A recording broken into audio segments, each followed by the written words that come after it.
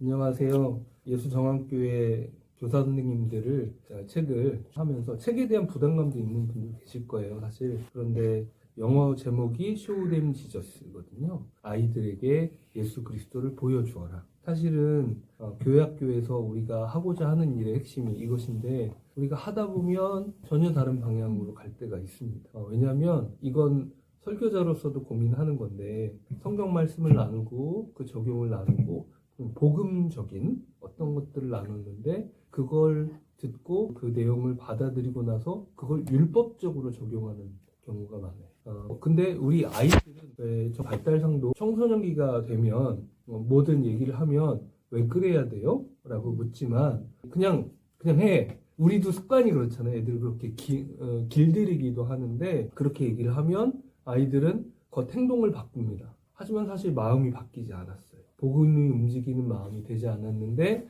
예배 시간에 조용히 해야 되고 율동은 열심히 해야 되고 앞에 가서 율동하면 너무나 좋고 또 친구랑 싸우지 말아야 되고 그런데 그 이유가 복음이 아닌 채로 아이들을 놔두면 우리는 교회 안에서 복음을 재료로 복음을 빙자해서 율법주의자를 만드는 일을 하고요. 실제로 사실은 부모님들도 계시겠지만 우리 가정에서 우리가 하는 일들이 가정에 종교적으로 훈련된 어린이들을 만드는 게 우리 목적인 때가 너무나 많습니다. 그래서 그들에게 복음을 주일학교에서 복음을 전하라 이 책은 우리가 애들의 행동을 바꾸는 것이 아니라 잔소리나 설득이나 어떤 훈련으로 바꾸는 것을 넘어서서 아이들의 마음을 정말 바꾸는 건 우리말이 아니라 예수 그리스도심을 깨닫고 우리도 예수님께 초점을 맞추고 특별히 이 책은 함정들을 잘 이렇게 보여줘요.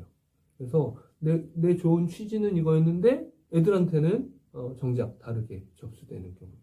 애들이 율법주의적 경향을 가진다는 얘기가 이런 거일 수 있습니다. 청소년은 왜라고 묻는데 초등학생들 이하는 그냥 그게 맞는다고 믿어요. 제가 한번 말씀드렸지만 식사 시간에는 아빠가 먼저 숟가락을 드셔야지 라고 하면 그렇구나. 하지만 그 이유는 모릅니다. 그래서 할머니 할아버지가 오셨는데 할머니 할아버지에게 얘기합니다. 할머니 할아버지 아빠가 먼저 숟가락을 드셔야죠. 이해되세요? 이게 바로 행동을 바꾸는 어떤 규칙을 가르치는 교육의 결과입니다. 근데 주일학교에서도 똑같이 하잖아요. 그렇죠? 네, 그래서 여러 가지 주의를 기울이지 않으면 우리가 복음이 아닌 자기 의를 쌓는 법을 가르칠 수 있기 때문에 이 고민들은 뭐 짧게 요약되지 않겠지만 같이 고민하시면 좋을 것 같아요. 네, 목사님은 이걸 왜 동의하셨는지? 저도 동일한 측면에서 저는 이제 어렸을 때부터 모태신앙이고 교회를 오래 다녔지만 제가 25살에 교회를 자발적으로 원해서 나아가서 또 양육을 받고 하면서 교회 다니면서 내가 왜 교회를 다녀야 되고 예수님을 믿으라고 하지만 왜 예수님을 믿어야 되고 예수님 믿는 게 뭔지 예수님하고 동행을 한다 예수님이 지금 살아계신다 이런 내용들에 대해서 들어본 적이 없었던 것 같아요. 아까 말씀하셨던 것처럼 종교적인 어떤 행동들 전도해야지 또 주일 출석해야지 헌금 잘해야지 떠들면 안 되지 이런 것들만 들었지 그걸 왜 해야 되는지 또 예수님을 믿는다는 게 무엇인지를 들어보질 못했어요. 그래서 제가 그때 25살이 돼서 비로소 이 복음에 대해서 알게 되면서 정말 통탄을 하면서 눈물을 흘렸던 적이 한두 번이 아니었습니다. 그리고 우리가 알잖아요. 우리가 아이들한테 이렇게 하지 마라 저렇게 하지 말라라고 이야기하지만 우리도 사실 못하고 있잖아요. 그리고 우리도 연약하고 우리도 두렵고 우리도 어떻게 살아야 되는지 모르겠는데 그런 우리한테 누군가 당신 이렇게 왜 안 했어 라고 얘기한다면 짜증나고 더 힘들겠죠. 근데 우리 아이들한테는 동일하게 우리가 또 어떤 방향을 제시하고 이렇게 하는데 그것이 아니라 예수 그리스도가 전해지고 그리고 우리는 연약하지만 지금 이곳에 주님이 어떻게 함께하고 계시는지 그분이 어떤 일을 하고 계시는지 어떤 분이신지 그것을 알고 믿는 것이 결국 우리 교회가 해야 되는 어떤 일이다 또 믿음이다 라는 것을 명확하게 아이들한테 가르쳐주고 싶고요. 여기서도 얘기했듯이 이 책이 좋은 게 기존에 뭐 달란트 시장 같은 경우도 열심히 하면은 그것을 쌓아둬서 그거대로 뭔가 공급을 해주고 응답해주는 방식으로 율법적으로 또 공로적으로 이렇게 하는 우리 안에 일상에 녹여져 있는 그런 활동들이 많이 있다는 교육의 내용부터 또 적용과 온전히 복음에 맞춰서 진행이 되어져야 된다는 것이 뭔가 다 같이 동의한 상태에서 그 복음 위에서 같이 우리 아이들 어떻게 세워갈지 같이 고민하고 나눌 수 있는 이런 교사 모임이 되면 좋겠다는 마음에 또 목사님이 추천해 주신 것을 적극적으로 동의하는 마음에 하자고 했습니다.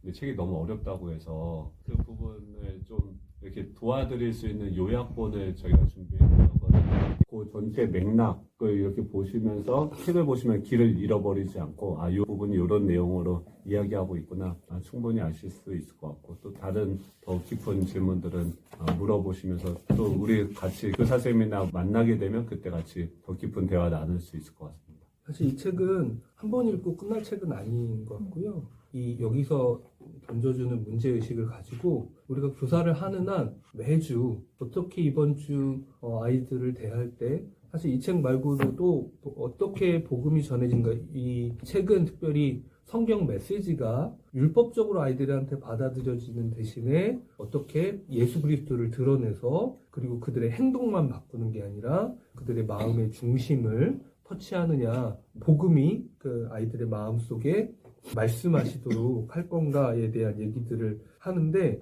사실 이뿐만이 아니거든요. 말로 전해지는 복음이 있지만 비언어적으로 전해지는 복음이 있습니다. 이를테면 아이들을 더할 나위 없이 따뜻하게 맞아주는 것이 그 아이들의 복음적 메시지의 기초가 되거든요. 왜냐하면 예수님께서 아이들이 내게로 오는 것을 금하지 말아라 따뜻하게 맞아주셨잖아요. 우리가 그렇게 예수님이 주신 사랑의 따뜻함으로 아이들을 맞아주면 그게 논리로 이해되는 게 아니라 마음으로 이해됩니다. 다르구나. 그러니까 다르구나 분석이 아니라 좋다. 제가 참 감사했던 게 우리 영유아부에서도 교회 오는 게 너무 행복하고 즐거운 친구들 있잖아요. 왜 그럴까요? 이곳에서 사랑받기 때문이거든요. 그리고 그것이 영유아 아이들에게 가장 강력한 언어고요. 근데 영유아에게 만이겠어요? 더 큰 아이들에게도 진짜 사랑만큼 복음적 메시지가 없죠. 그냥 이걸 논리로만 생각하지는 마시고 여러 다른 얘기들을 할 게 참 많을 것 같아요. 그래서 그때 우리 세미나에서 보면 좋겠습니다. 이렇게 끝내야지. 여기서 다 얘기하면 안 되죠. 그때 와서. 혹시 아직 못 읽어보신 분들, 시작 못하신 분들이 계실 수도 있는데 강력한 메시지 한번. 강력하게. 꼭 읽어야겠구나 이런 마음 싹 들게. 네. 몇 가지 얘기들이 많이 나와요. 여기. 네네. 복잡한 얘기보다 복잡한 논리보다 이야기들이 나오는데 이야기들을 먼저 읽어보시면 좋을 것 같아요. 이렇게 쭉 넘기시다가 이야기가 나오면 그 이야기를 읽으면서 해나가시면 좋겠고 110페이지, 110페이지에 보면 그림 도표가 나오거든요. 그거를 한 번에 이해 못하실지라도 이렇게 잘 많이 살펴보셨으면 좋겠어요. 그러면 내가 예수 그리스도가 더 이상 필요 없는 존재처럼 살아가고 있는 자기를 발견하게 되고 또 예수님 아이들에게도 왜 너에게 예수님이 필요한지를 보여주지 못하면 아이들은 그냥 익숙한 이야기거든요. 배가 고파야 밥이 필요하잖아요. 우리가 얼마나 배고픈 자들인지를 보여주는 이 도표이죠. 그래서 좀 확인해 보시고 그리고 또 한 가지 보여드리면 140페이지, 141페이지를 보시면 두 종류의 아이들에 대한 설명이 나오거든요. 그냥 자기 의로서 선행을 하는 아이의 모습. 이 아이도 교회 학교에서는 모범적인 아이일 거예요. 또 한편은 복음의 아이. 하지만 그 이유가 다릅니다. 이유가 다르고 양상이 다릅니다. 그래서 선행의 아이는 서로 죄를 잘 짓는다. 자기 이미지를 보호하려고 거짓말하고 위선적이 되는 거죠. 타인의 비판에 방어적인 태도를 보이고 자신이 타인보다 더 낫게 보이려고 뒷말을 한다. 얘들 자기 막 뽐내려고 막 몸부림을 치잖아요. 예. 이렇게 몸부림을 치면서 손대 대답 잘했어요. 물론 대답 잘한 거긴 맞는데 우리가 원하는 복음적 결과는 그게 아니잖아요. 반대로 복음적 아이는 잘못했을 때 잘못을 인정하고 타인의 지적을 두려워하지 않습니다.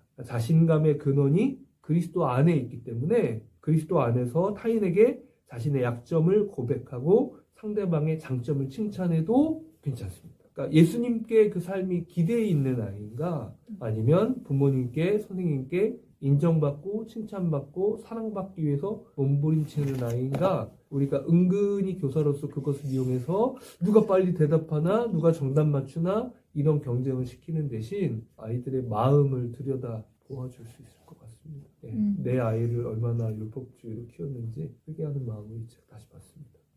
네. 목사님 마지막으로. 네, 그날 봬요. 네, 감사합니다.